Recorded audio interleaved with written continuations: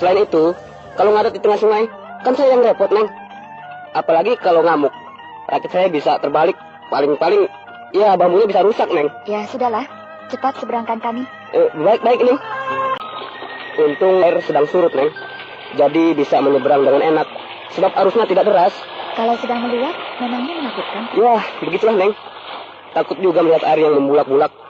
Dan biasanya, saya tidak berani menyeberangkan orang, Neng. Menunggu saja sampai air surut. Iya. Tukang Satang? Iya, Neng. Lihat, kuda-kuda kami tidak ngadat. Dia tenang-tenang saja. Ya, kebetulan saja, Neng. Kuda-kuda Neng, kuda-kuda yang baik dan penurut. Tapi kemarin, Neng, wah, ada seorang pedagang bawa kuda. Minta ampun, Neng. Kudanya nggak ada terus, hampir kencemplung ke air. Takut saya sampai rusak, kapok saya jadinya, Neng. Makanya, Pak, kalau ada yang membawa kuda, tanya Iya. dulu. Kudanya baik tidak? Suka ngadat tidak? Iyalah, Neng. Begitu. Baik, Neng.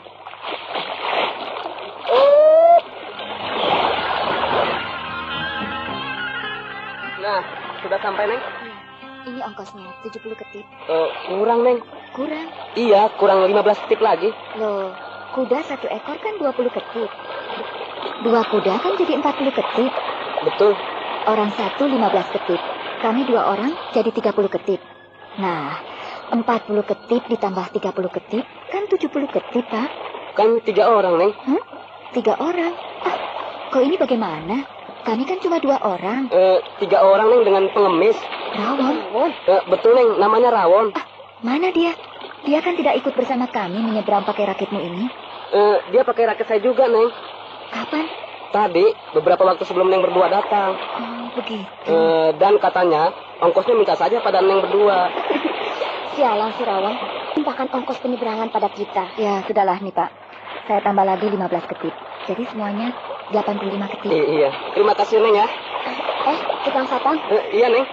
Desa Halimun masih jauh tidak dari sini? Ya, lumayan, Neng. Kalau pakai kuda, besok pagi baru sampai. Berarti kita harus bermalam di tengah jalan. Iya, betul, Neng. Tapi tidak usah khawatir, Neng. Dari sini ke Desa Halimun, banyak rumah-rumah penduduk yang berladang rumah dan di bukit-bukit. Ya, baiklah. Terima kasih atas keteranganmu. Iya, sama-sama, Neng.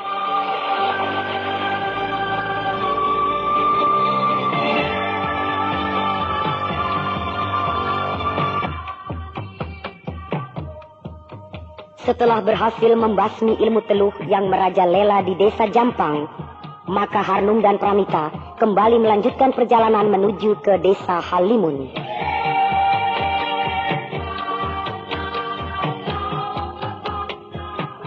Sementara itu di Goa Pantai Selatan, Brahma dengan tekun mempelajari buku ajian serat jiwa.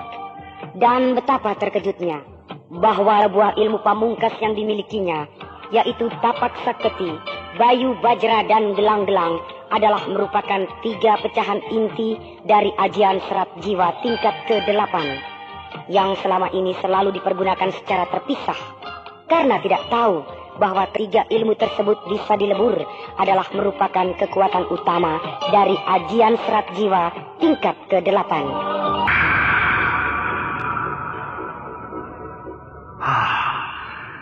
Akhirnya aku berhasil mempersatukan 3 buah ilmu pamungkas. Ya, tapak saketi, bayu geni dan gelang-gelang sudah lebur menjadi satu. Berarti aku sudah sampai pada ajian serat jiwa tingkat ke-8. Tapi aku baru bisa mempersatukan atau melebur ketiga ilmu pamungkas di dalam tubuhku. Namun belum dicoba mengeluarkannya dari tubuhku untuk menjadi suatu kekuatan yang mempunyai daya gempur yang dahsyat. Ya, aku harus mencobanya.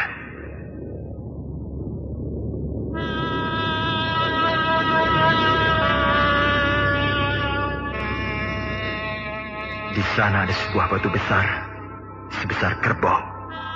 Baik, batu itu akan aku jadikan sasaranku yang pertama.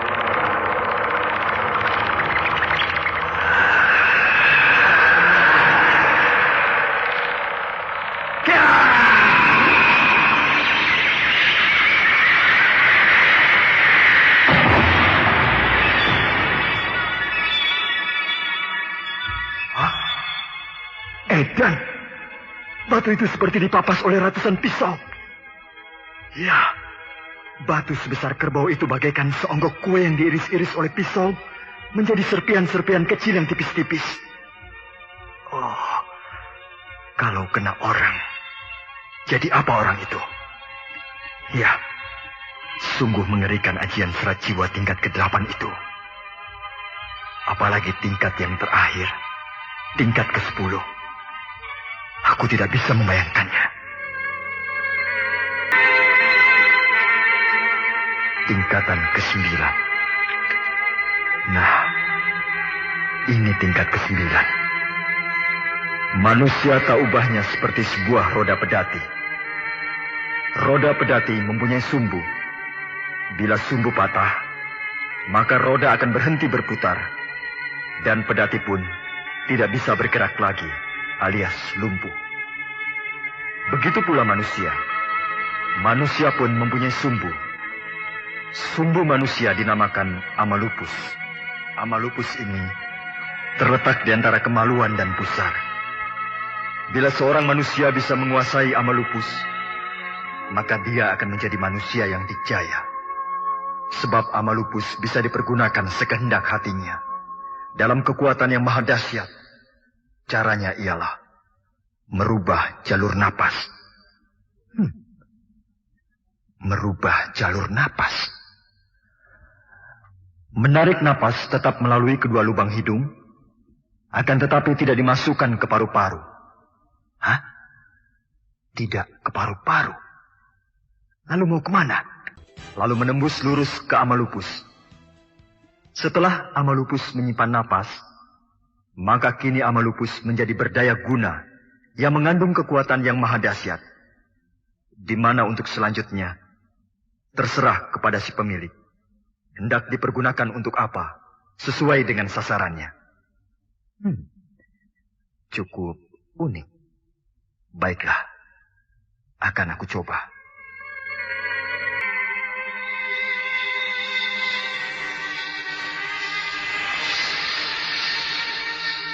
Tidak ke paru-paru. Tidak ke paru-paru. Tapi terus mengalir tembus ke belakang kepala. Ke belakang kepala. Ke belakang kepala. Ya, dari situ turun. Turun. Menelusuri tulang belakang. Turun. Menelusuri tulang belakang. Turun.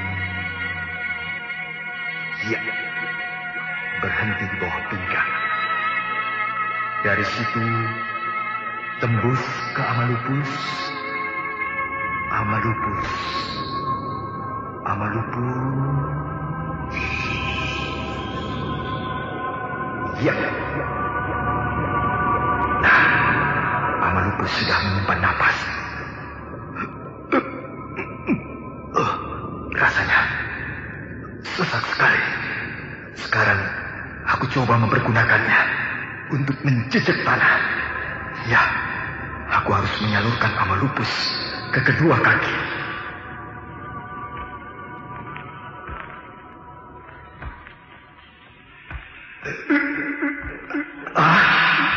Tubuhku amblas ke dalam tanah. Amblas terus. Sekarang sudah sampai dada. Ya, terus masuk ke dalam tanah. Terus.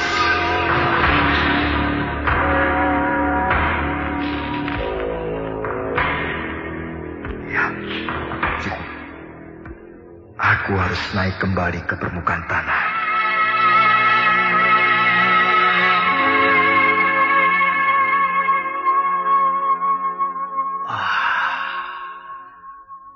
Aku sudah berada di permukaan tanah. Aku jadi teringat kepada Raden Samba. Dulu aku begitu terpesona dan takjub melihat Raden Samba bisa nurus bumi masuk ke dalam tanah. Tapi sekarang aku tidak akan kagum lagi. Sebab aku sendiri sudah bisa masuk ke dalam tanah. Nah, Aku sudah sampai pada ajian serat jiwa tingkat ke-9. Sekarang aku akan mempelajari tingkat yang ke-10. Ini dia. Ajian serat jiwa tingkat ke-10. Kekuatan tenaga manusia ada pada tulang. Meskipun punya otak, punya daging, punya darah, punya urat. Tapi kalau tidak punya tulang, maka dia akan lunglai, seperti seonggok daging yang bisa dimasukkan ke dalam kantong atau keranjang.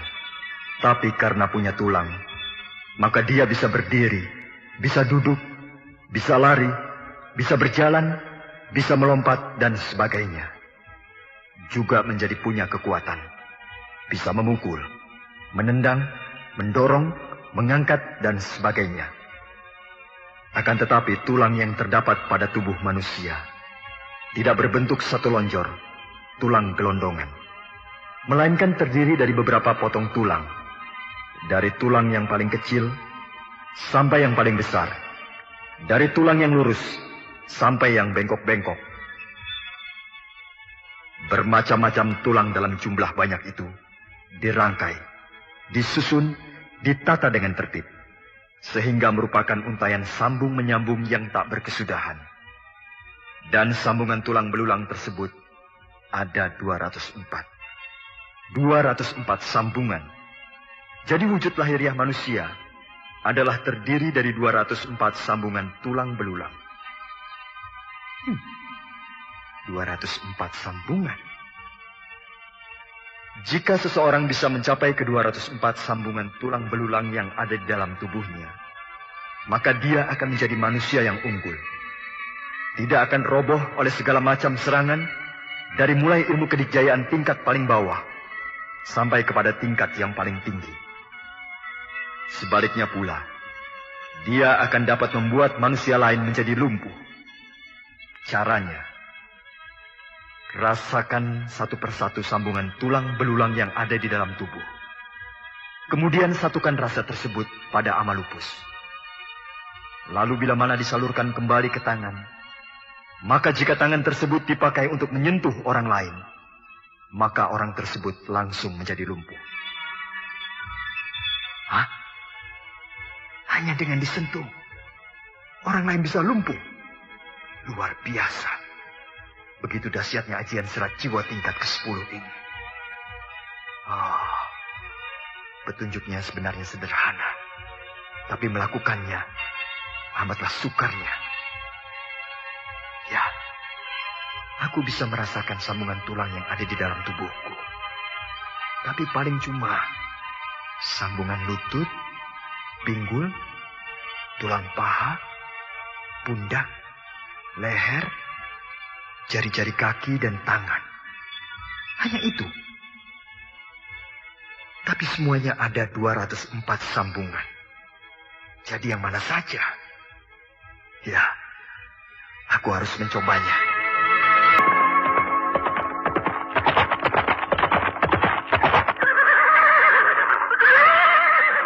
Lihat Kak Mita, di bawah bukit itu terhampar sebuah desa.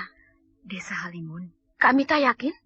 Desa besar mana lagi yang terletak di seberang sungai Ciletuh, kalau bukan desa Halimun? Ya, saya juga sependapat. Ayo kita ke sana. Hati-hati Kak Mita, jalannya menurun. Jalanan tanah yang licin. Iya. Pelan-pelan saja Brown. Nanti kalau di jalanan yang rata, kau boleh lari sekencang-kencangnya, sepuas hatimu. Tapi sekarang jalan menurun dan licin. Pelan-pelan saja. Shh. Hush.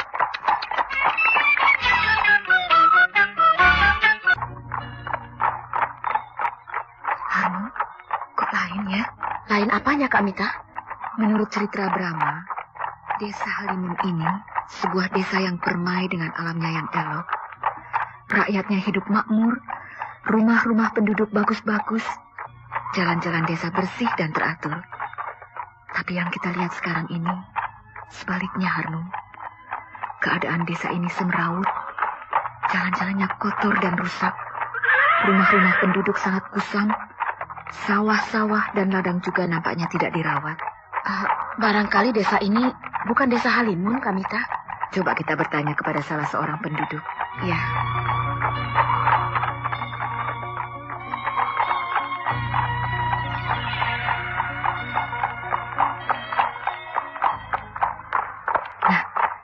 Itu ada seorang laki-laki tua sedang menjemur padi di depan rumahnya. Iya, kita tanya dia.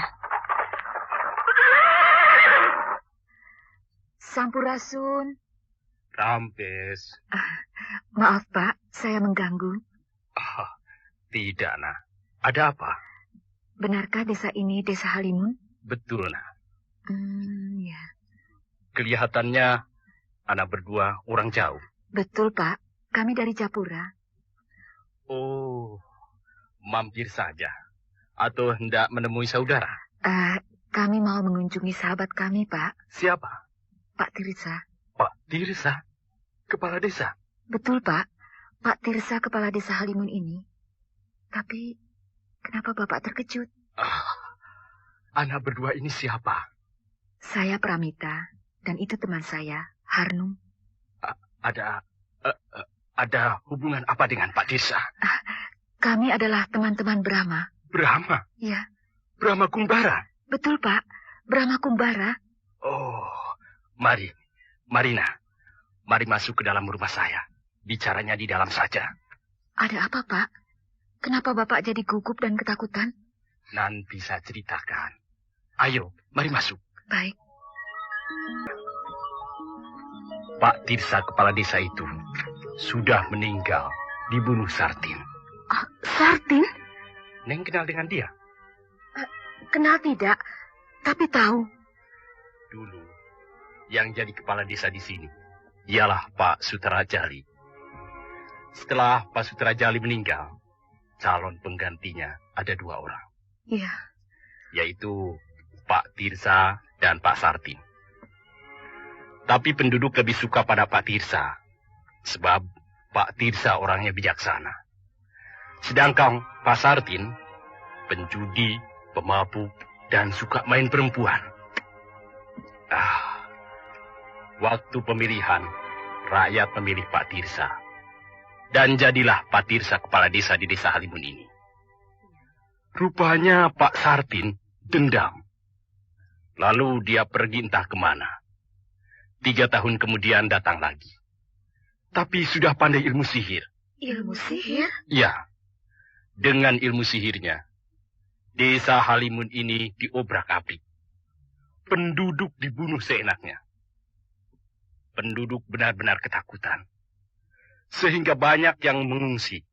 Sedang dalam keadaan kacau begitu, datang 2 orang pendekar muda, yaitu Brahma dan Utari. Iya, saya tahu Utari. Brahma dan Utari berhasil menyelamatkan penduduk. Pak Sartin menyerah dan dibawa ke Japura, di penjara. Lalu Kakang Brahma dan Utari pergi? Iya. Karena dirasa sudah aman. Maka Brahma dan Utari meninggalkan desa Halimun ini. Tapi 1 tahun kemudian, Pak Sartin muncul kembali. Muncul kembali? Entah bagaimana caranya dia bisa keluar dari penjara. Entah ada yang menolong orang dalam, entah dengan kekuatan ilmu sihir. Yang jelas, Pak Sartin muncul kembali di desa Halimun ini. Lalu? Pak Tirsa dibunuh. Lalu dia mengangkat dirinya menjadi kepala desa. Rakyat bagaimana? Rakyat diam saja, Neng. Takut. Saya bisa membayangkan. Pasti dia memimpin desa Halimun ini dengan semena-mena. Wah, Neng. Benar-benar dia penindas. Berbuat sewenang-wenang. Salah sedikit dibunuh atau disiksa. Pokoknya, kami benar-benar menderita. Beberapa tahun kemudian, dia menyerahkan jabatan kepala desa kepada adiknya yang bernama Dodoja. Kenapa diserahkan, Pak? Dia mau pergi. Pergi kemana dia? Tidak tahu, Neng. Tapi setelah 5 tahun, sampai sekarang tidak pernah kembali lagi. Dia sudah mati, Pak. Mati? Iya, mati dalam perkelahian dengan Kakang Brahma. Berkelahi dengan Brahma? Iya, ketika itu Kakang Brahma, saya, dan beberapa orang teman sedang dalam perjalanan pulang dari Kuntala ke Madangkara. Di tengah jalan, dicegat oleh Sartin. Terjadilah pertarungan 1 lawan 1 antara Kakang Brahma dan Pak Sartin. Dengan berkesudahan Pak Sartin mati. Oh, begitu. Pantas tidak pernah muncul lagi. Syukurlah. Orang durjana itu sudah mati. Penduduk desa pasti gembira mendengar kabar ini. Tapi, ya, percuma. Kok percuma? Pak Dodoja, adiknya yang sekarang menjabat kepala desa itu, wataknya sama saja dengan Pak Sartin. Jadi, biar Pak Sartin sudah mati, tetap saja desa ini masih dicengkram kelaliman. Kalau begitu, Pak Dodoja juga sekalian saja ditumpas. Itu siapa di depan? Waduh, celaka. Celaka? Itu si Tangkal dengan si Tangkil. Siapa mereka? 2 orang begundahnya Pak Dodoja. Mereka mendekati kuda-kuda kita yang ditambatkan di pekarangan depan dan mengamatinya. Oh, tolol benar aku. Kenapa aku tidak menyuruh kalian menambatkan kuda di belakang rumah? Apakah setiap orang asing yang masuk ke desa ini dicurigai begitu, Pak? Tidak. Tapi kan kalian berdua teman Brahma. Tapi kan mereka belum tahu kalau kami temannya Brahma. Oh ya. Ada apa? Rawon? Mana? Itu sedang berjalan menghampiri kuda-kuda kita. Iya, dia sudah kenal betul dengan kuda kita. Pasti dia mampir ke sini. Neng berdua ini sedang membicarakan siapa? Pengemis itu, Pak, yang sedang berjalan di jalanan. Neng berdua kenal dengan pengemis itu? Kenal, karena sering memberi dia uang. Oh. Hah? Loh, kuda-kuda itu kok tiba-tiba jadi marah? Menyepak-nyepak. Biung!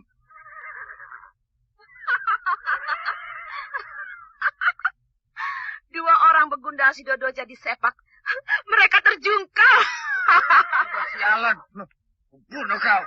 Wah, kedua orang itu mencabut pedang. Ya, mereka mau membunuh kuda kita. Arnold, cepat tahan mereka. Sebentar. Hah? Pedang mereka lepas, terpental.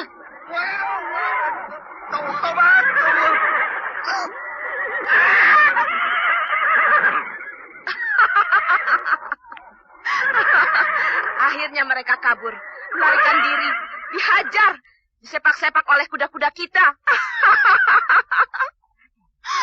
Setelah kedua orang itu pergi, kuda-kuda kita berhenti mengamuk dan diam lagi dengan tenang seperti tadi. Aneh. Kelakuan si Rawon. Si Rawon? Iya, diam-diam si Rawon menotok urat kuda-kuda itu pada bagian rangsangan kemarahannya. Pantas. Tiba-tiba saja kuda-kuda kita yang tadinya diam kok marah. Dan juga dia menyentil tangan si Tangkal dan si Tangkil pakai batu kerikil. Jadinya pedang mereka terpental, lepas dari tangan. Wah, si Rawon nakal. Dia usil mengganggu 2 orang tangan kanan Pak Dodoja. Pasti ada buntutnya nih. Justru itu yang saya inginkan, Kak Mita. Tangan saya sudah gatal, ingin menghajar Pak Dodoja. Maaf, Neng. Lebih baik Neng berdua pergi. Keluar dari rumah saya ini. Iya, saya mengerti, Pak. Tentu Pak Sohan takut kena getahnya. Yang pasti akan disangka bersekongkol dengan kami ini. Itulah. Oh, lebih baik saya kabur saja. Melarikan diri. Sebab sebelum Pak Dodoja bunuh saya. Jangan takut, Pak Sohan. Saya akan melindungi Bapak. Percayalah pada kami. Saya akan menumpas mereka. Ya, Neng. Ayo, Kak Mita. Kita cari warung. Lapar. Ayo. Saya ikut. Loh? Neng berdua pergi. Mereka datang, habislah saya. Jadi lebih baik sekalian basah. Saya ikut saja dengan Neng berdua. Ayo, boleh. Kita pergi bersama-sama. Tidak ikut makan, Pak Sohan? Tidak, Neng. Kenapa takut? Boro-boro bisa makan, Neng. Hati saya tidak karu-karuan. Tenanglah. Percaya sama saya. Semuanya akan beres. Oh, itu mereka. Siapa? Si Tangkal dan si Tangkil. dengan 10 orang anak buahnya. Datang ke sini. 12 orang. Enteng. Hai, siapa pemilik 2 ekor kuda ini? Saya. Ikut Ikut kemana? ke balai desa. Untuk apa? Kau dan kau ditangkap. Salah kami apa? Kuda kalian membuat onar. Menyerangku tadi. Loh, kuda yang salah? Kok kami yang ditangkap? Ya, semuanya harus dibawa. Kuda kalian harus dibunuh. Dan kalian berdua dikerangkeng. Enak saja. Ayo ikut. Kau ini tidak malu. Sama kuda kalah. Sampai bibirmu pecah, mulutmu jontor, dan pipimu bengkak. Lalu marah-marah pada pemiliknya. Hei, jangan banyak omong, ha? Pasukan, tangkap mereka.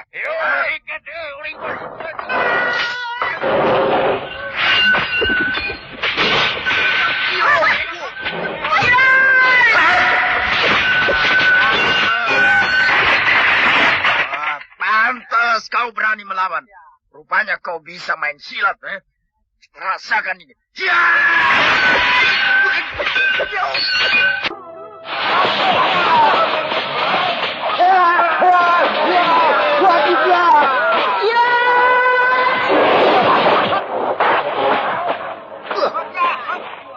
Jan, ternyata perempuan itu bukan perempuan sembarangan. Gerakannya cepat sekali. Dalam waktu sebentar saja. Anak buahku terdesak.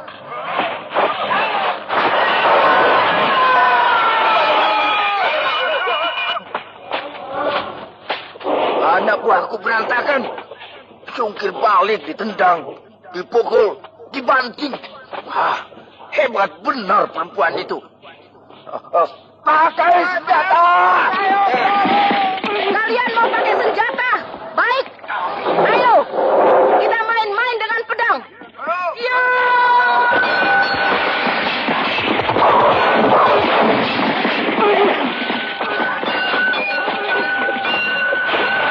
Pakai pedang. Perempuan itu malah lebih hebat. Anak buahku banyak yang mati. Celaka. Mundur.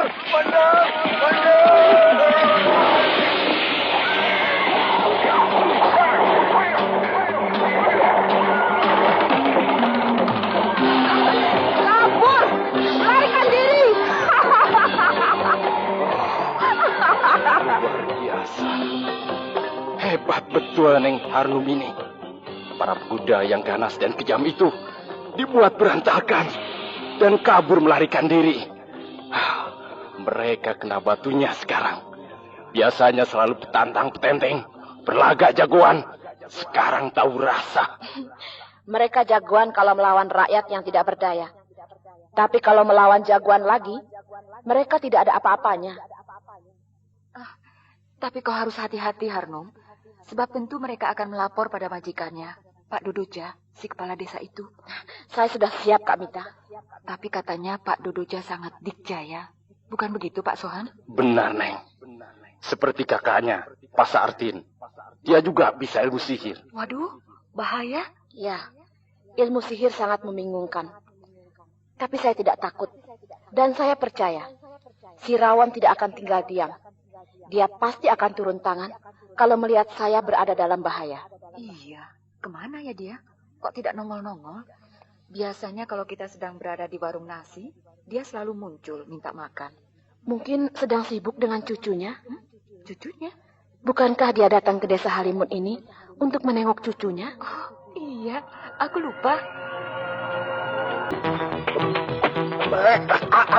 Ampun, Juragan Dodoja, ampun. Tolong, memalukan. Aduh, ampun Juragan. Siapa perempuan itu? Tidak tahu Juragan. Yang jelas dia bukan orang sini. Kenapa sampai ribut dengan orang asing? Tadinya saya mau menangkap kudanya, tapi dia marah. Menangkap kudanya? Maksudmu apa? Wah, kudanya bagus sekali, Juragan. Saya dan Bang Tangkal tertarik, lalu mendekatinya dan melihat-lihat. Tahu-tahu kuda itu mengamuk. Saya dan Bang Tangkal disepak berkali-kali. Lalu saya seret kuda itu Tapi pemilihnya, yaitu perempuan itu, marah. Hah, dasar memalukan. Sama perempuan saja kalah. Dia seorang pendekar, Juragan. Berapa orang? 2 orang. Dua-duanya jago main pedang? Hanya yang satu saja yang hebat. Yang satunya diam. Dia tidak mukul saya. Cuma menonton, Juragan. Oh, jadi cuma dengan 1 orang si Tangka dan 4 orang anak buahnya mati. Betul, Juragan. Oh, malu benar aku. Pasti orang-orang mentertawakan kita, ha? Kita yang ditakuti rakyat di desa Halimun ini cuma sebegitu saja kebisaannya melawan 1 orang perempuan hancur. Di mana sekarang? Di rumah salah seorang penduduk, Juragan. Ah, baik. Akan kulihat sampai di mana kehebatan perempuan itu.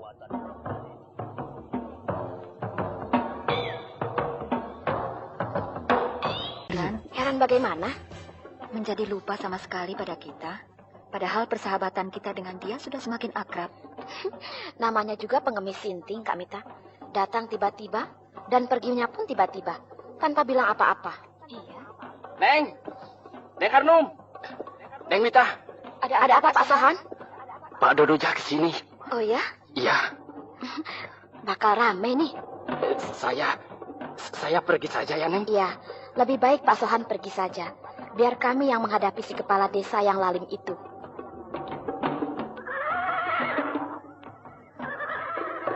Itu kuda-kuda mereka. Pasti mereka ada di dalam.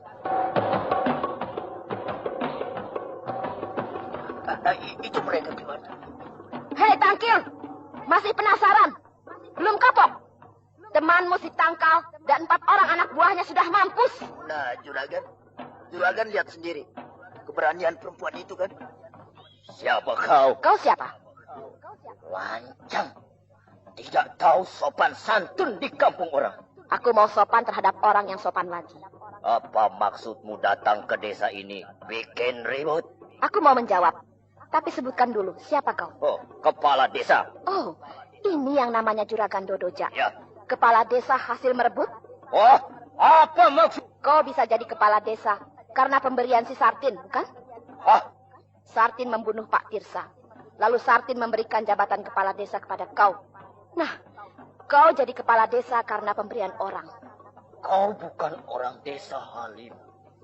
Tapi tahu banyak tentang beberapa kejadian. Siapa kau? Dan apa maksudmu datang ke sini? Aku orang miskin. Aku ingin jadi orang kaya.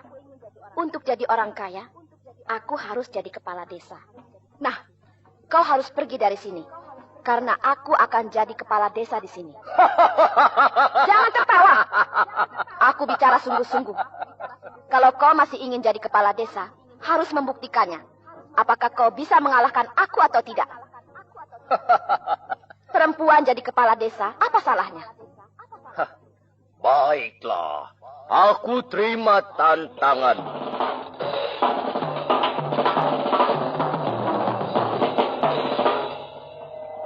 Semuanya mundur. Hari ini kalian akan menonton pertunjukan yang mengasihkan. Bagus. Ayo kita mulai.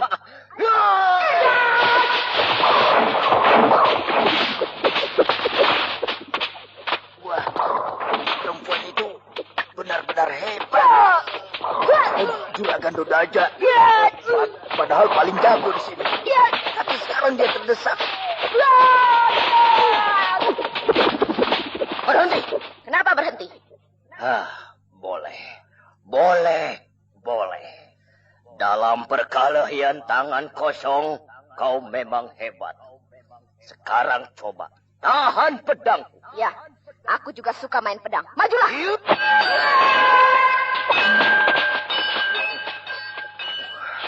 Pakai pedang, justru perempuan itu lebih hebat. Permainan pedang Pak Dodoja tidak ada apa-apanya dibandingkan dengan perempuan itu.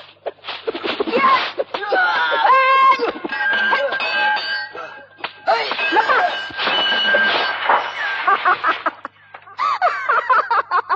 Belum apa-apa. Pedangmu sudah terpental. Lepas dari tanganmu. Jadi cuma segitu kehebatan Pak Dodoja kepala desa Halimun yang terkenal jagoan itu? Ya, aku akui kau hebat. 2-0. Ya, tangan kosong dan pakai pedang, dua-duanya aku kalah. Sekarang pakai ilmu kedikjayaan. Baik.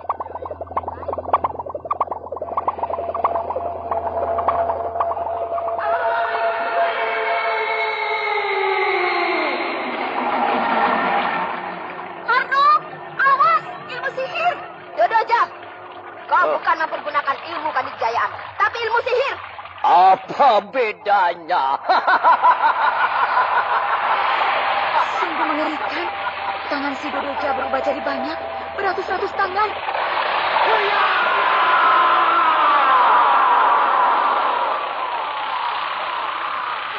Jagat Dewa Batara, lapisan tangan itu memanjang, panjang sekali. Melambai-lambai, meliuk-liuk seperti belalai-belalai gurita raksasa. Hanum, lari! Ya!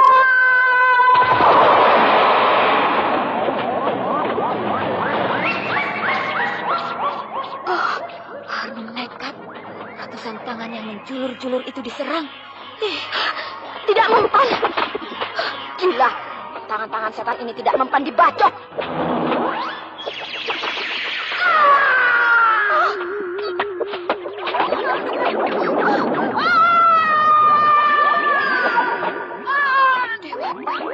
Harnum diringkus. Lehernya, tangannya, kakinya, tubuhnya. Semuanya dibelit oleh tangan-tangan setan itu. Harnum dipukuli. Dibanting-banting ke tanah. Hentikan! Sudah! Hentikan! Harnum. Harnum. Oh, kau tidak apa-apa. Harnum, bangunlah. Bangunlah. Dia tidak mati, cuma pingsan. Kau manusia kejam, melawan seorang gadis mempergunakan ilmu sihir. Dia bukan gadis sembarangan. Dia sangat dikjaya. Terpaksa aku pakai ilmu sihir. Pengecut. Anak-anak, bawa dia. Tidak, jangan. Kau juga mau membakang? Mau dibawa kemana? Ke balai desa. Mau diapakan? Dihukum. Dia tidak bersalah. Kenapa dihukum? Membuat onar bikin ribut. Yang bikin ribut anak buahmu itu. Mereka mengganggu kuda kami. Kuda-kuda kami marah, lantas mau dibawa. Tentu saja kami tidak mau. Sebab kuda itu kuda yang mahal. Cantik.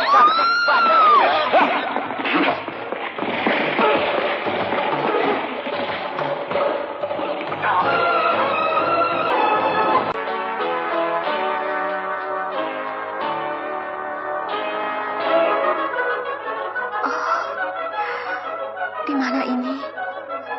Hei, aku berada di dalam sebuah kamar yang sangat bagus.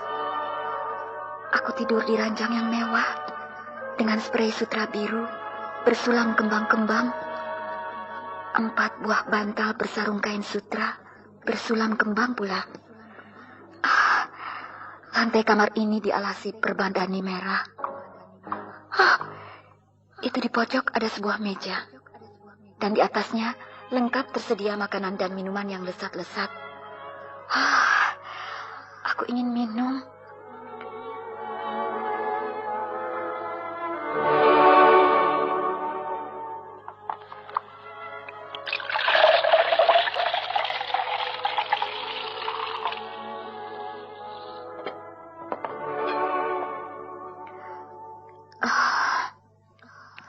Betapa segarnya air ini. Badanku jadi segar. Tapi kamar siapa ini? Nah, pintunya. Hah? Dikunci. Ya, pintu ini dikunci. Nah, itu jendela. Mudah-mudahan jendela itu tidak dikunci, sehingga aku bisa melihat keluar. Jendela juga dikunci. Kenapa pintu dan jendela semuanya dikunci? Kamar siapa ini? Ya, aku ingat sekarang. Di pekarangan rumah Pak Sohan, aku melihat Harnum bertarung dengan Dodoja. Harnum kalah, lalu kami ditangkap. Aku meronta-ronta. Aku dipukul. Lalu, aku tidak ingat apa-apa lagi. Ya, ini pasti rumah Pak Dodoja. Dan aku ditawan. Tapi, kenapa ditawan di dalam kamar yang begini? Di mana dia? Oh, jangan-jangan Harnum disiksa. Tidak, tidak. Buka pintu ini. Buka pintu ini. Kenapa berteriak-teriak? Kau Tangkil bukan? Ya, aku Tangkil. Tangan kanan juragan Dodoja. Harnum di mana? Di kerangkeng. Antarkan aku ke sana. Kau tidak boleh kemana-mana. Aku mau ke tempat Harnum. Tidak boleh. Kenapa? Kata juragan Dodoja, kau harus tetap di dalam kamar. Tidak boleh keluar-keluar. Kenapa kami dipisahkan? Harnum di kerangkeng, tapi aku di dalam kamar yang bagus begini. Masa tidak tahu, Minggir kau. Tidak boleh keluar. Tidak. Diam. Diam.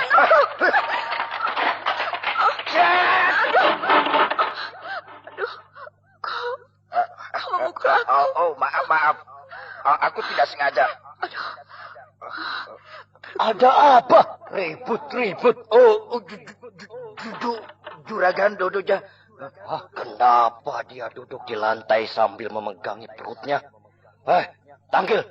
Kau apakan dia? Tidak sengaja, juragan. Kau apakan dia? Dia mau kabur, mau melarikan diri. Saya gugup, lalu saya pukul perutnya. Kurang ajar kau. Ampun, juragan, ampun. Pergi sana, cepat. Baik, juragan. Maafkan si Tangkil, anak buah saya itu. Dia memang kasar. Kasihan. Tentu perutmu sakit. Jangan pegang. Perutmu harus diurut-urut. Jangan. Supaya tidak sakit. Jangan. Marilah. Aku urut dan pijit-pijit perutmu. Tidak. Jangan dekat. Awas kalau kau menyentuh tubuhku ini. Jangan. Nanti kau tambah sakit. Mati juga tidak apa-apa. Hus. Kau jangan mati. Kenapa? Kau harus jadi istriku. Manusia sinting. Loh. Memang aku jadi sinting setelah melihat kau. Pantas kau memisahkan kami. Harnum kau masukkan ke dalam kerangkeng. Tapi aku kau sekap di dalam kamar yang mewah ini. Ini belum seberapa.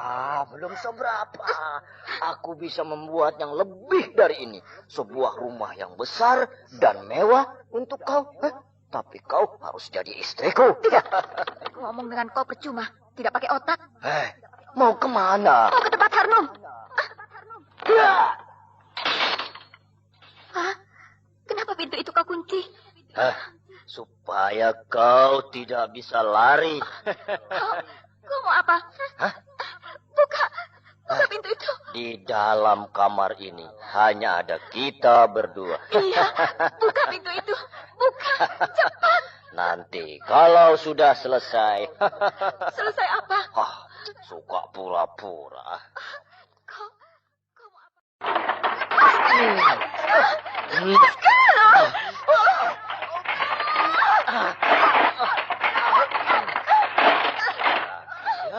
Berteriaklah sepuasmu. Sampai urat lehermu putus, tidak akan ada seorang pun yang mendengar.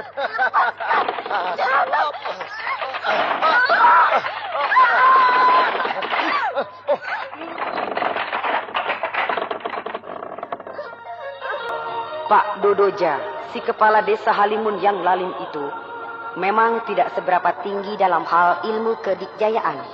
Akan tetapi, ahli dalam ilmu sihir. Dan dengan ilmu sihirnya itulah, Harnum dapat diringkus. Harnum dimasukkan ke dalam kerangkeng tahanan. Sebaliknya, Pramita disekap di dalam sebuah kamar yang mewah. Ternyata Dodoja ingin memperistri Pramita. Tapi Pramita menolak mentah-mentah. teriaklah. Ayo terus berteriak. Sampai urat lehermu putus. Hah? Tak ada seorang pun berani masuk ke dalam kamar ini. Tahu? Berdebah kau, Dodoja. Kepala desa macam apa kau ini? Tukang menodai perempuan. Karena kau tidak mau diajak secara halus, terpaksa aku pakai kekerasan. Hah? Siapa sudi meladeni kau, penindas? Kau bukan manusia. Kau hewan. Ya! Kau yang paling hina. Ah!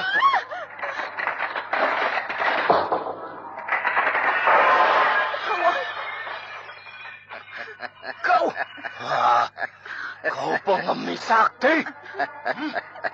Apa kabar, Dodoja?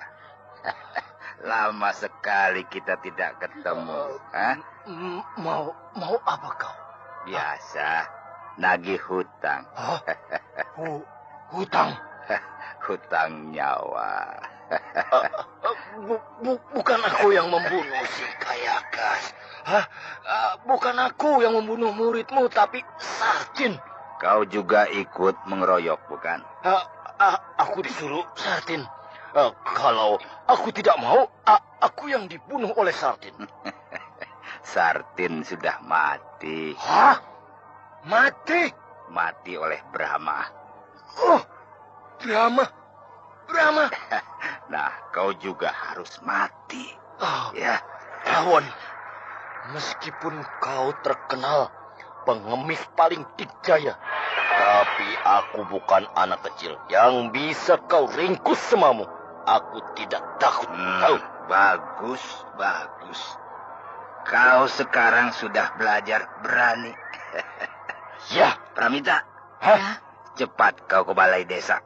Keluarkan Harnum dari kerangkeng. baik, Rawon. Jangan takut. Semua anak buah si Dodoja ini semuanya sudah mati. Hah? Ayo, cepat kau ke sana. Aku mau main-main dengan si Dodoja ini. Baik, Rawon. Nah, Dodoja, perempuan itu sudah pergi. Tinggal kita berdua di dalam kamar ini. Ayo, majulah dan duduk di hadapanku. Aku akan mencabut nyawamu. Memangnya aku patung? Ya! Hei, tidak usah main silat-silatan. Kau bukan bidangnya main silat. Keluarkan saja ilmu sihirmu supaya cepat beres. Ayo. Badebah. Ya!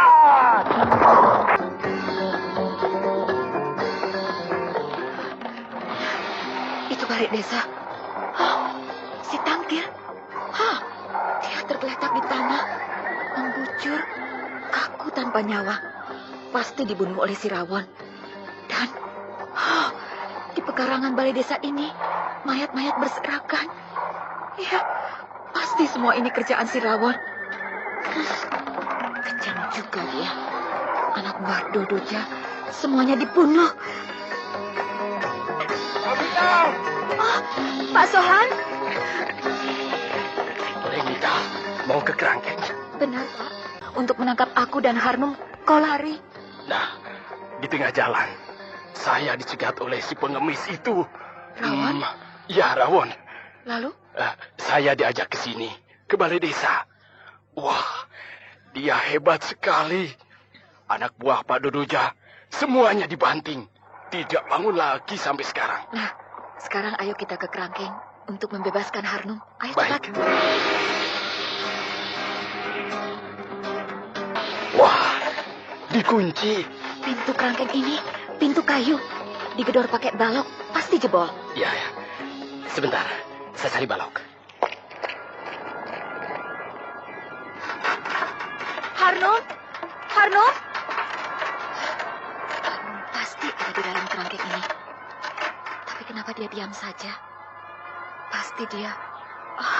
tidak. Mudah-mudahan hanya pingsan. Ini, saya dapat balok kayu besar. Ayo cepat, kita gedor saja, Pak. Ya.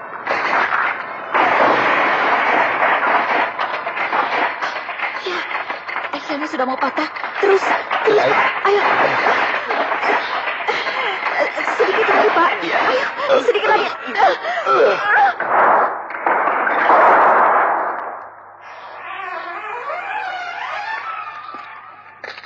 Harno?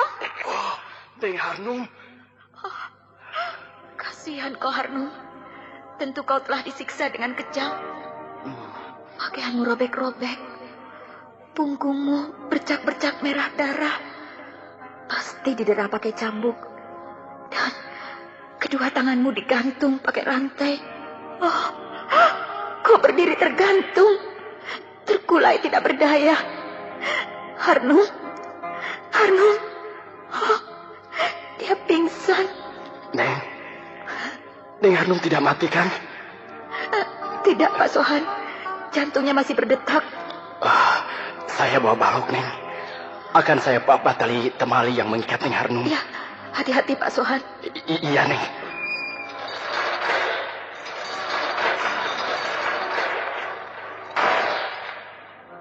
Sudah, Pak Sohan.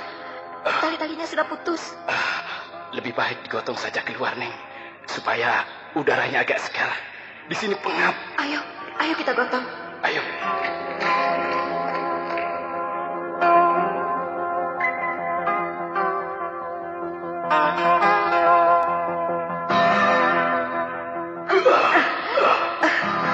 Ya, sudah di sini saja Pak Sohan. Ya. Di serambi depan balai desa ini cukup bersih. Ya, ayo tidurkan di balai-balai itu. Iya.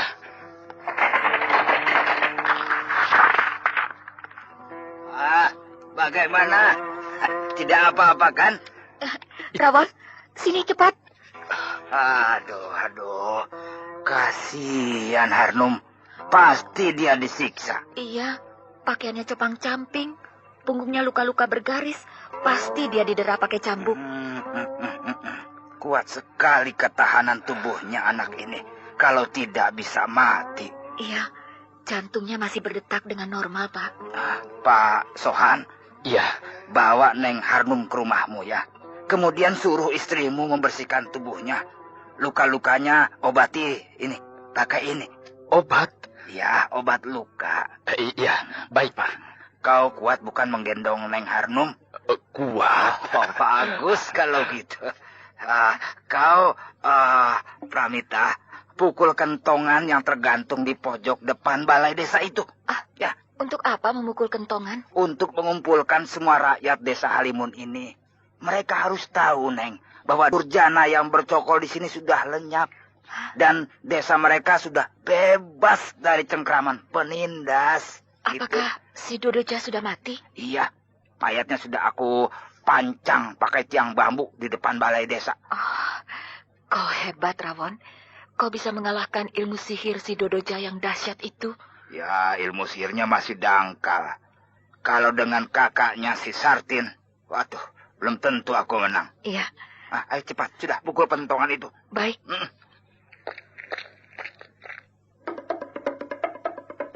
Pukul yang keras terus menerus bertubi-tubi itu. Ya, iya. Tuk, itu terus. Ayo.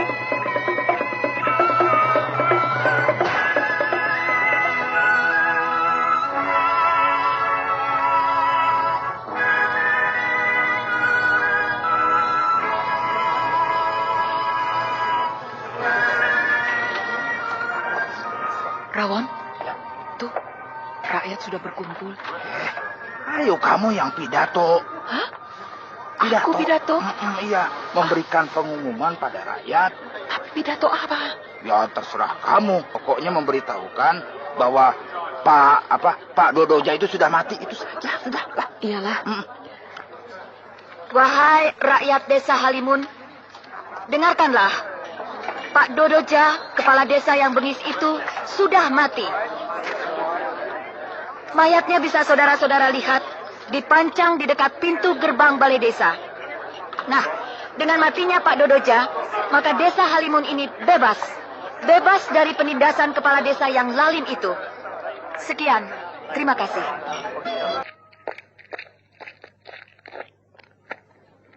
Bagaimana Pak Sohan? Syukur.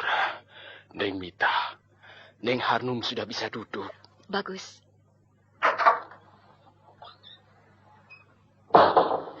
Kak Mita. Harnum? Bagaimana kau? Kak Mita tidak apa-apa. Saya mencemaskan keadaan dirimu. Pengalaman yang berharga. Kau disiksa ya? Iya, Tapi hanya dicambuk. Bukan hanya, tapi keterlaluan mereka itu. Entah berapa puluh kali. Punggung saya dicambuk. Saya tidak tahu. Sebab saya menutup semua jaringan saraf. Sehingga saya tidak merasakan sakit sama sekali. Kau memang hebat, Harnum. Belum seberapa. Sebab punggung saya tetap luka dan berdarah. Tapi kau hanya dicambuk saja, bukan? Tidak di... Tidak, Kak Mita. Justru saya mencemaskan Kak Mita. Saya pikir Kak Mita pasti di... Ya, memang. Aku diperkosa. Tapi keburu datang Rawon. Ah, syukurlah. Dia datang tepat pada waktunya. Tapi sempat aku mengomel pada dia. Kenapa? Habis, dia tidak datang sejak awal. Setelah kau dikerangkeng dan aku disekap, baru dia muncul. Ah, tidak apa, Kak Mita. Daripada tidak sama sekali, bukan? Iya, saya pun memaklumi. Dia seorang pengemis yang angin-anginan. Tapi kita terpaksa tinggal untuk beberapa hari lagi di desa ini, Kak Mita. Untuk? Untuk memulihkan kesehatan saya. Oh, iya, tentu. Tentu, Harnum.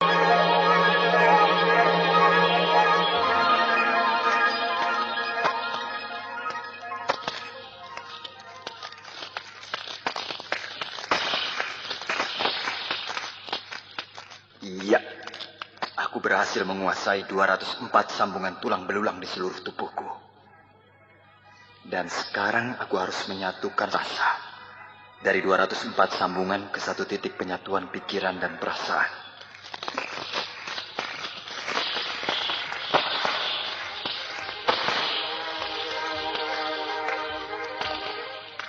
Ya.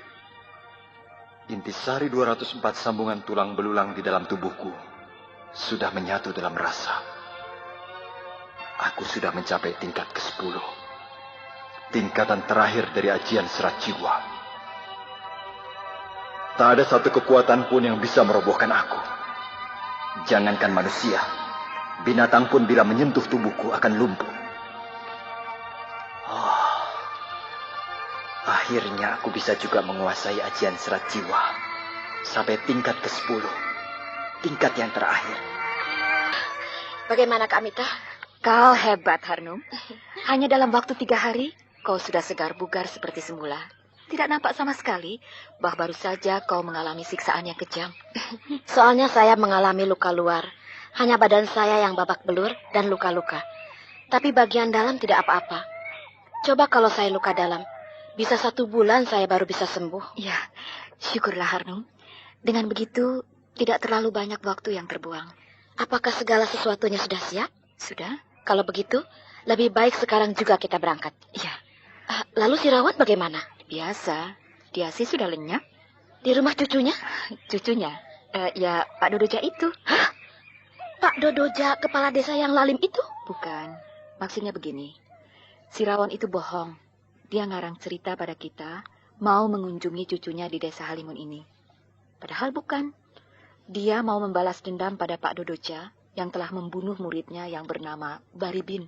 Sialan benar si Rawon. Kita dibohongi. Pantas Pak Dodoja dan semua anak buahnya dihabiskan. Tidak satu pun yang dibiarkan hidup. Rupanya ada dendam lama di antara mereka. Rupanya dia raja pengemis yang terkenal dan memiliki sebuah perguruan, Harnum. Di antara sekian puluh muridnya itu, yang paling disayangi ialah si Baribin.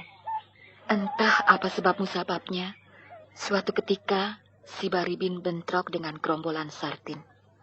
Si Baribin mati dikeroyok. Semenjak itu, si Rawon berkelana mencari Sartin dan kawan-kawannya.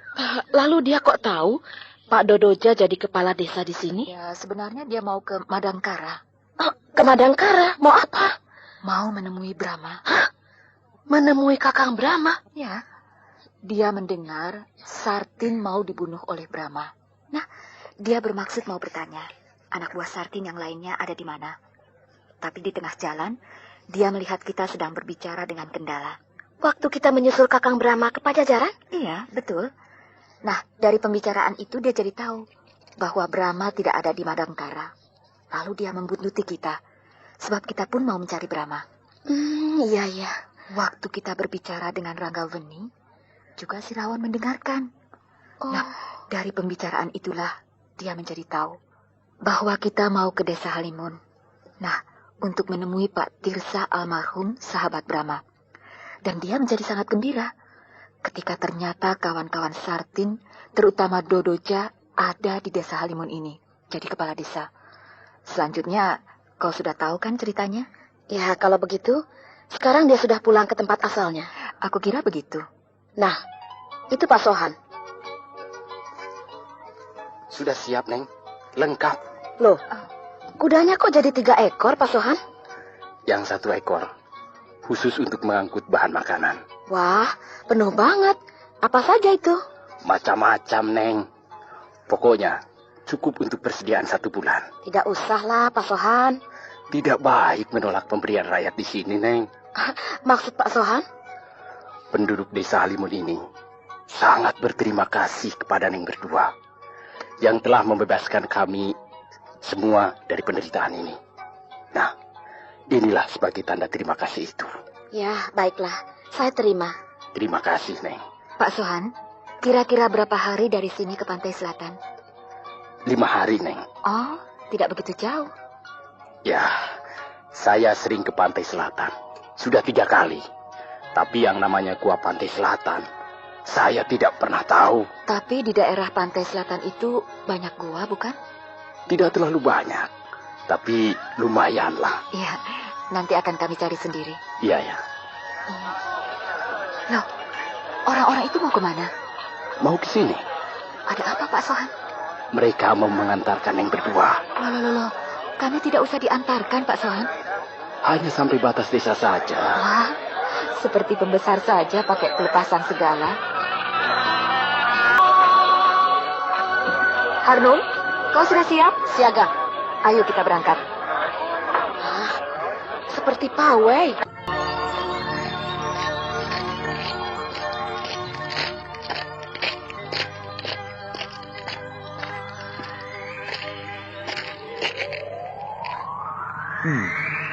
Biasanya di sekitar sini banyak harimau. Ya, aku bukannya ingin jago-jagoan berkelahi dengan harimau, tapi sekedar untuk menjajal ajian serat jiwa tingkat ke-10.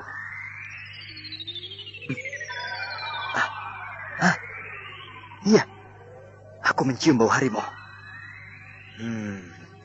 Benar, tidak salah lagi.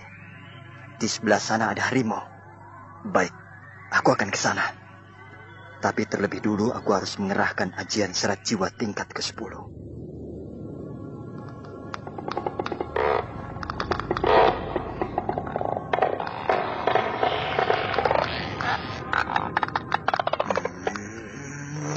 Ya, semua sambungan tulang belulang di seluruh tubuhku sudah bergerak. Sekarang tinggal menyatukannya di dalam rasa.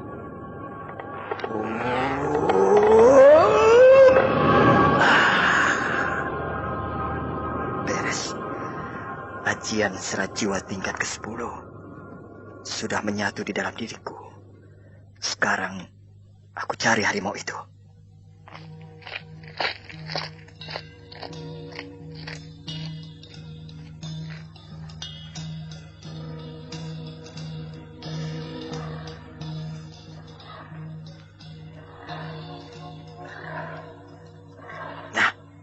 Itu dia.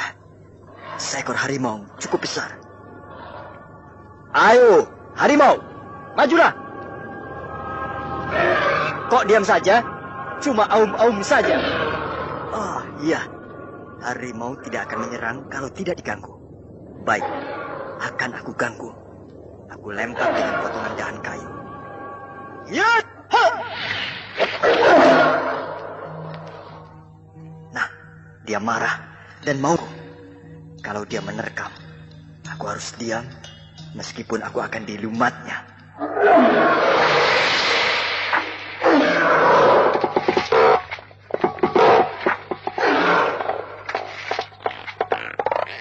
Hah?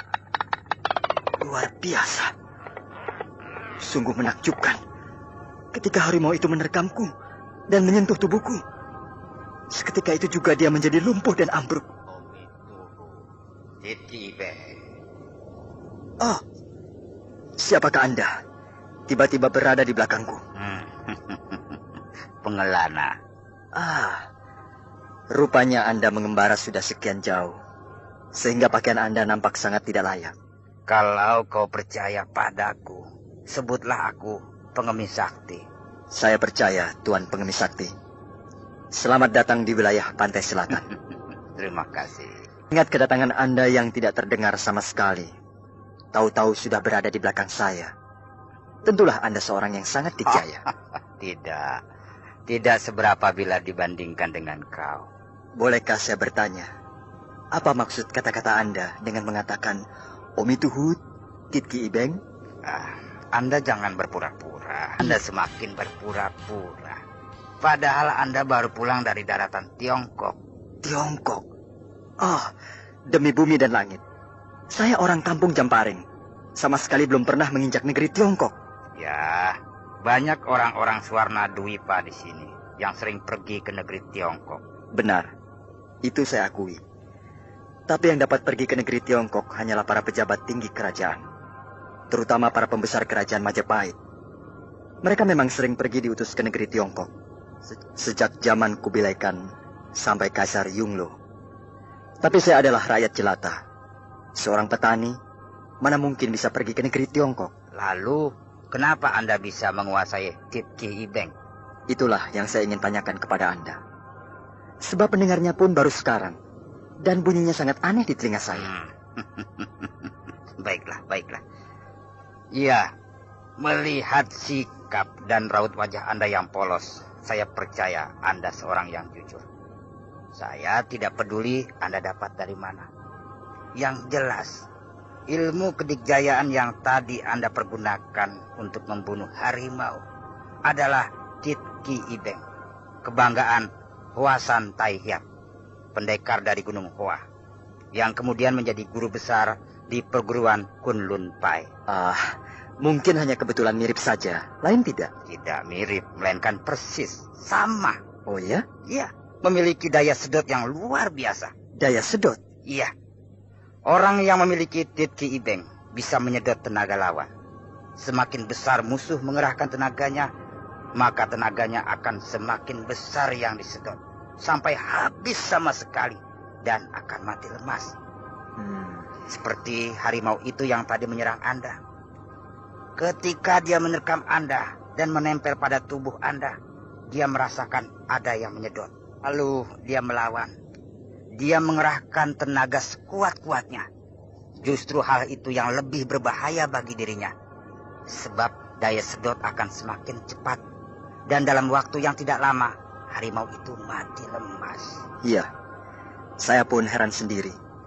Menyaksikan ilmu yang saya pergunakan. Akan tetapi namanya bukan saya sukar mengucapkannya. Iya. Anda tidak usah menyebut Titki Ibeng. Sebab itu bahasa Tiongkok. Yang mungkin agak sukar mengucapkannya. Anda sebut saja Ajian Serat Jiwa. Hah? Anda tahu Ajian Serat Jiwa? Iya, karena saya ikut ambil bagian dalam menciptakan Ajian Serat Jiwa itu. Siapakah Anda? Sahabat gurumu, Ki Astagina. Benarkah? Ya, kalau kau percaya, akulah si Rawon, adik seperguruan Astagina yang bergelar pendekar gila. Saya menghatur sembah Paman Guru. Ya, sudah. Ayo, bangunlah Brahma. Kau seorang raja, tidak patut menyembah seorang pengemis. Akulah seharusnya yang menyembahmu. Paman sudah tahu siapa saya sebenarnya. Ya, si Astagina gurumu memang orang gila. Ya, seorang raja. Kau juga muridnya, seorang raja. Tapi guru dan murid lebih suka jadi orang gila daripada tinggal di istana. Entahlah Paman Guru. Rasanya saya lebih bahagia begini daripada duduk di singgasana. Ya, kau sudah ketularan gila dari Astagina. Mana dia sekarang? Kakek Astagina? Iya. Sudah meninggal. Meninggal dalam bersemedi. Duduk bersila di atas batu kecil. Astagina. Kau mendahului aku. Dan saya makamkan di dalam goa. Ya. Marilah, aku harus berdoa di atas makamnya. Baik, Paman Guru.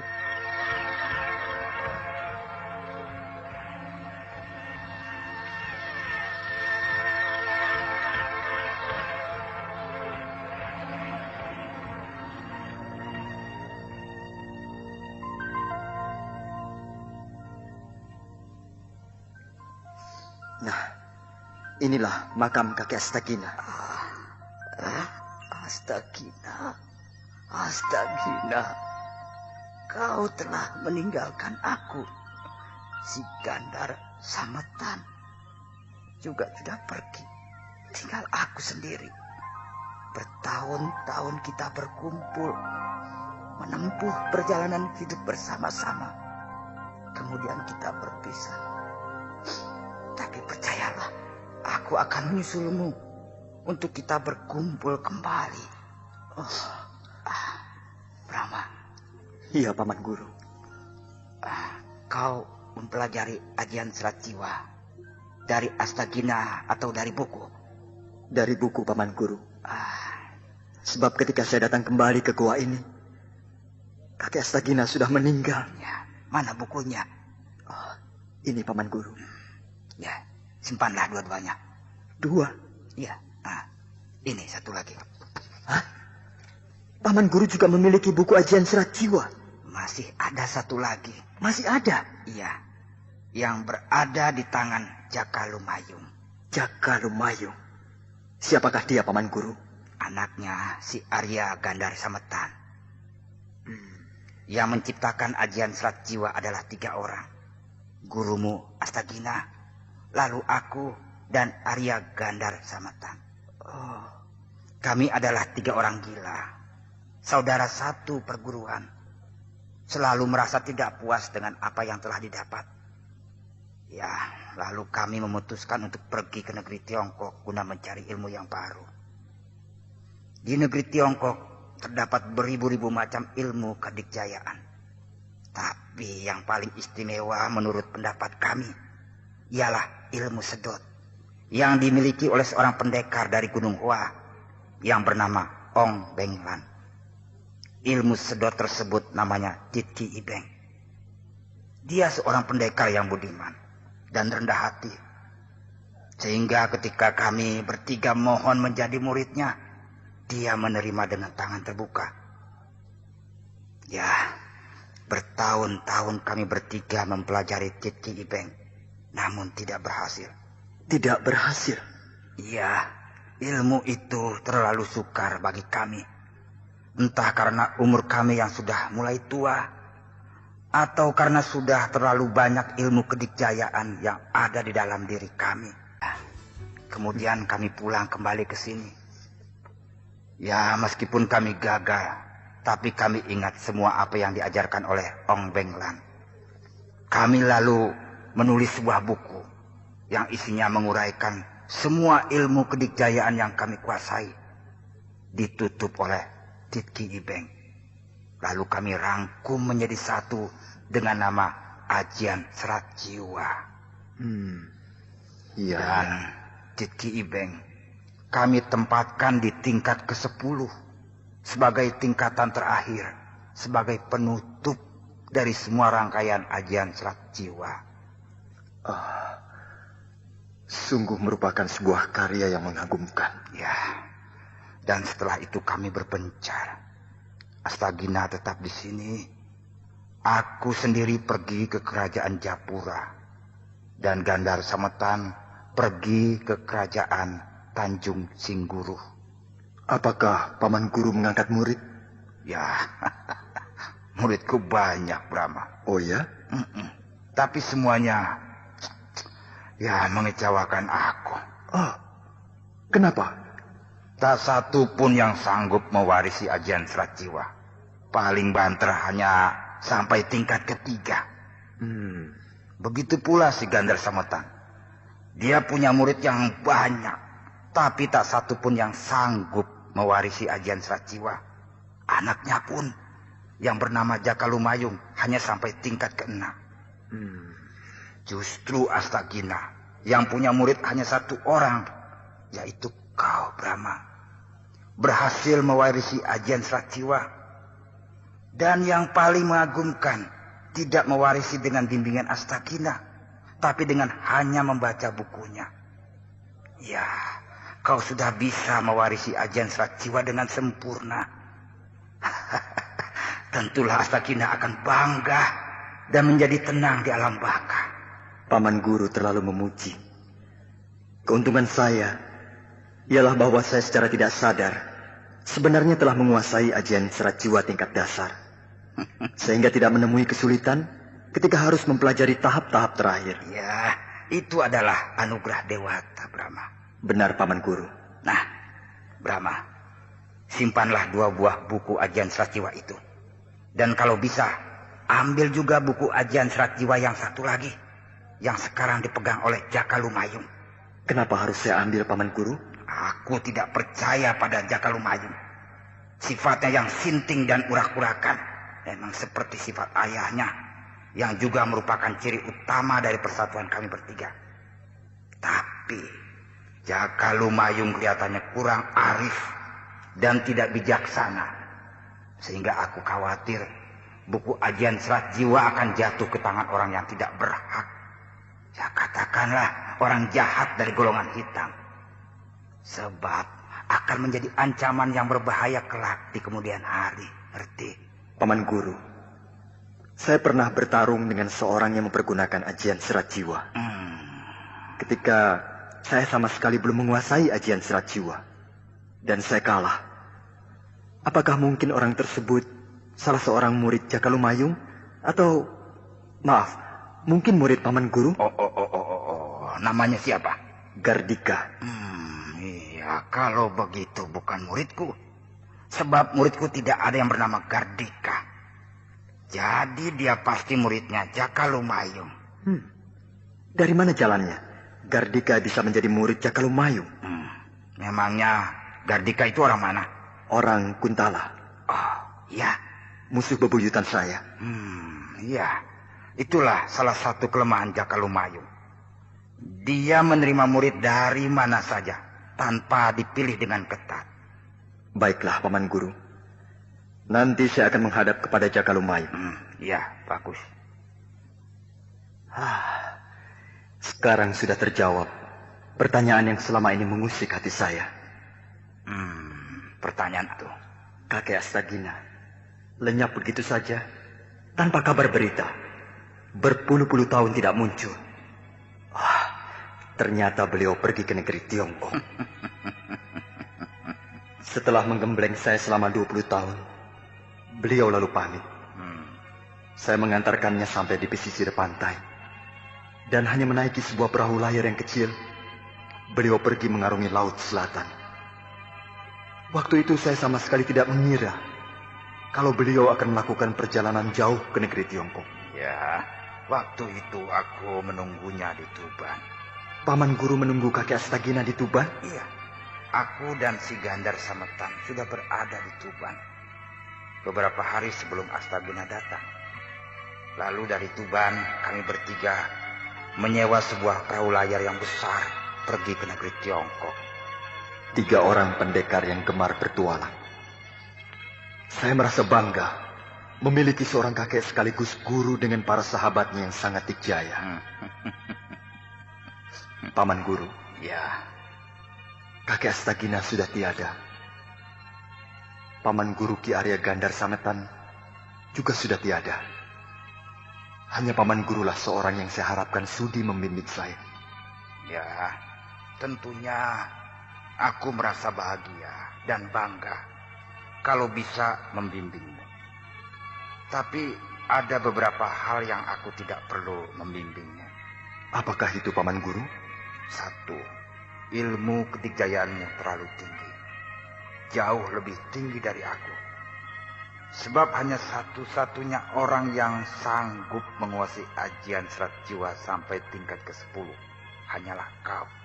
Nah, 2, aku punya kesibukan sendiri.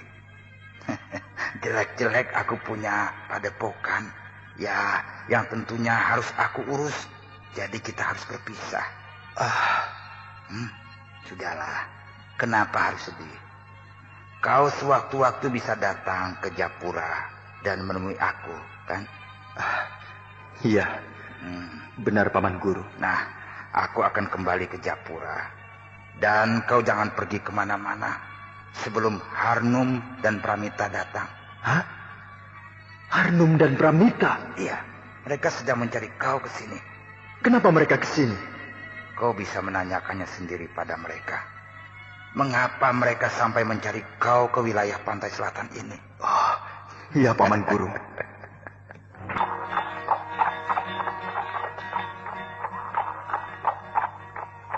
Harnum, kita sudah 3 hari menjelajahi wilayah pantai selatan. Dan sudah 2 buah goa yang kita temukan. Tapi bukan goa tempat Brahma tinggal.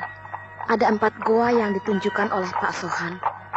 Berarti masih ada 2 buah goa lagi yang harus kita temukan. Ya, mudah-mudahan di antara 2 buah goa itu Brahma tinggal. Awas! Panah! Untung tidak kena. Menancap di pohon. Siap, Kak Mita. Kalau ada serangan gelap lagi. Ya. Mau kemana, Ada yang tertawa. Suaranya ada di mana-mana, tapi orangnya tidak kelihatan. Kita sedang berhadapan dengan orang yang tenaga dalamnya sangat tinggi. Iya. Kami tidak butuh pameran ilmu tenaga dalam. Kalau berani, keluar! Kakak Brahma! Bram? Brahma? Apa kabar, Harnum? Pramita? Kakang Brahma. Kau baik-baik saja, Harnum? Sehat walafiat, Kakang. Syukurlah. Kamita, kenapa diam saja? Turunlah dari kuda. Dan kenapa tidak segera memeluk Kakang Brahma? Apa kabar, Brahma? Kamita malu. Ya, nanti saja kalau sedang berduaan, baru bisa berpelukan. Mana Raden Bentar? Sama neneknya. Neneknya? Iya, Ibunda Gayatri. Oh, syukurlah. Raden Bentar akan aman bersama Ibunda Gayatri. Kakang, mana guanya? Gua apa? Bukankah tinggal di gua pantai selatan? Ayo, kita ke gua pantai selatan. Rakyat satu desa memberi kita makanan. Oh iya? Desa mana itu? Desa Halimun. Desa Halimun? Iya. Apakah kalian mampir di sana? Nantilah kami ceritakan. Sekarang tunjukkan gua pantai selatan, tempat Kakang Brahma menggodok diri. Marilah, ikuti aku.